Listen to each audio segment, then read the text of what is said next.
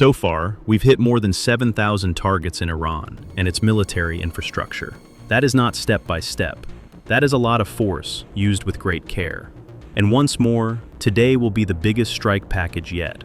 As I've said from the beginning, our abilities keep getting better, just like they did yesterday.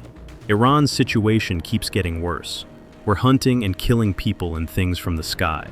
Work on the AH-64 Apache attack helicopters doesn't stop at an American military base in the United Arab Emirates. Ground crews fill up the plane's gas tanks and reload their weapons all day and all night. This base is where American pilots take off to fly into the Strait of Hormuz to destroy Iranian Shahed drones that have been attacking U.S. bases, Allied positions, and oil tankers that are passing through the waterway. When the Apaches are done getting more supplies, some of them take off and fly to ships in the Gulf. There, they land on the flight decks and wait. Some people go straight into the strait to patrol. The rotation never stops. Helicopters are leaving. Helicopters are coming back. Waiting on ships are helicopters. The ship gets the information first when Iranian drones show up on radar.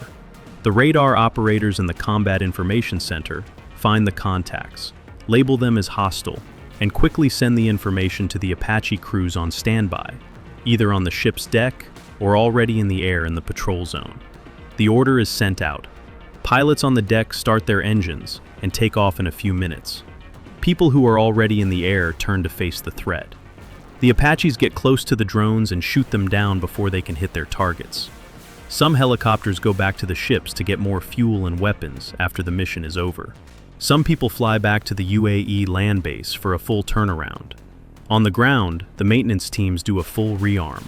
The 19-round Hydra 70 rocket pods are filled up again.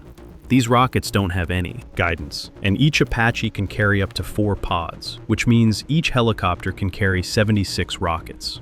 The pods are slid onto the stub wing pylons and locked in place. Before the pod is sealed, each rocket is checked. A new belt of high-explosive rounds is put into the 30mm chain gun ammunition drum under the nose. These are the same rounds that are used to destroy drones at close range. Then, the AGM-114 Hellfire missiles are put on the stub wing's rail launchers.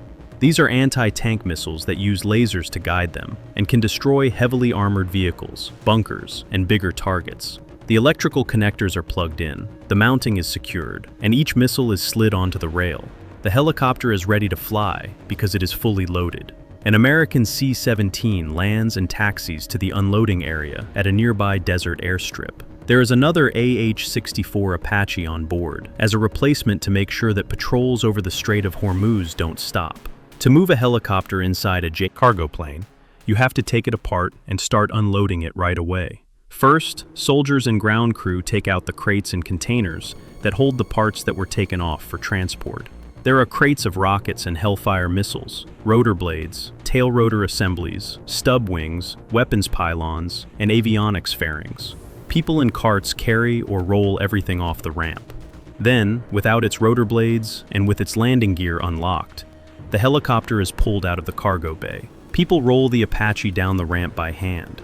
A big crew is needed to move the airframe from the plane to the tarmac. We take great care with each step, so that we don't damage the sensors, weapon systems, or airframe.